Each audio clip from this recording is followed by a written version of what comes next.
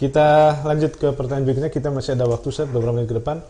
Baik, apakah artikel ini sahih, Ustaz? Rasulullah SAW pernah bersabda, para istri yang minta cerai pada suaminya adalah wanita-wanita munafik. Hadis ini sahih, riwayat Tirmizi nomor 1186, Abu Daud nomor 994, dan berikutnya, Ustaz, Sahih Jami' Shaghir nomor 6681. Dan dalam riwayat lain disebutkan juga, yang artinya wanita mana saja yang meminta talak kepada suaminya tanpa ada alasan yang dibenarkan oleh syar'i, maka haram baginya mencium wangi surga.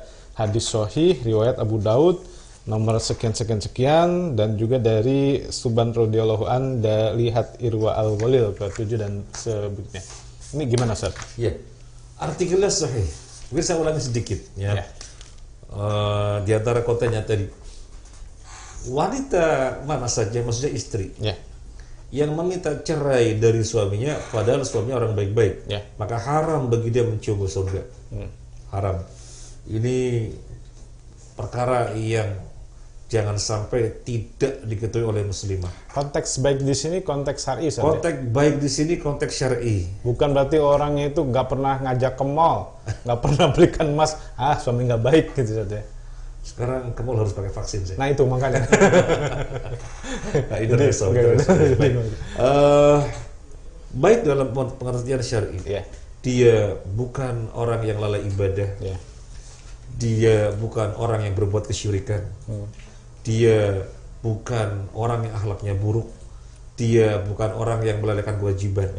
Jadi secara umum dia adalah orang baik. Saleh. Lo kan ada kekurangannya. Apa kekurangannya? Gak bisa senyum. Itu sesuatu yang tidak dibahas. Tidak dibahas maksudnya melihat orang baik gak baik adalah secara umum. Bukan berarti ketika ada satu cacat, dua cacat berarti dikatakan tidak baik, mengalahkan seluruh kebaikannya. Bukan. Jadi secara umum dia dikatakan baik maka baik. Dia tanggung jawab. Tapi kebutuhannya kan sesungguhnya setiap hari 50.000. Dia dapatnya cuma 20.000, ngasih ke istri 20.000. Kan berarti nggak tanggung jawab. Nggak tanggung jawab bagaimana? Dia kerja keras seperti itu. Dia kerja keras seperti itu. Pengennya ya 50.000 bahkan lebih karena tuntutan hariannya segitu. Tapi takdirnya sudah semangat sedemikian rupa dapatnya hanya 20.000. Sehingga hidupnya penuh dengan utang lagi, ini nggak kecukupi. Pertanyaan saya, apa dikatakan suami tidak bertanggung jawab? Tidak, suami bertanggung jawab.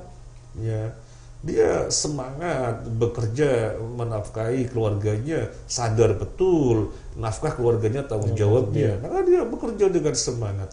Tetapi takdirnya belum dikasih yang mencukupi. Istri harus paham, ini bukan suami malas-malasan. Lain halnya kalau suami malas, acuh tak acuh, istrinya butuh apa, anaknya butuh apa, wis nggak mau tahu. Yang penting setiap hari cangkruan, nggak mau tahu. Ini namanya orang buruk. Ya, orang buruk semacam ini, kalau istri minta cerai atau hulu dibenarkan. Tapi kalau suaminya orang baik, ahli ibadah, nggak ada kesyirikan. Tidak ada penyimpangan syariat, bukan orang yang akhlaknya buruk, orang bertanggung jawab. Intinya adalah memenuhi sebagai orang untuk dikatakan orang baik. Haram bagi istri untuk meminta cerai. Kalau meminta cerai ini perkaranya dosa besar. Sampai Nabi mengatakan dia tidak akan mencium bau surga. La haula wala quwata illa billah. Apalagi kalau alasan cuma kurang ganteng. Apalagi kalau alasannya kurang ganteng, lama-lama tua misalnya. Ya, semua orang lama-lama tua. Semua orang lama-lama tua ya. Sebagaimana wanita juga lama-lama kepeot, keriput, kan begitu. Nah, jadi hati-hati wahai wanita muslimah, jangan bermudah-mudahan mengatakan minta hulu, minta dicerai, padahal suami adalah orang soleh. Karena ini adalah dosa besar yang Nabi ancam dia tidak akan mencium bau surga, aroma surga. Itu apakah sama dengan indikasi yang Rasulullah sampaikan bahwa banyak wanita di neraka karena tidak bersyukur pada suami?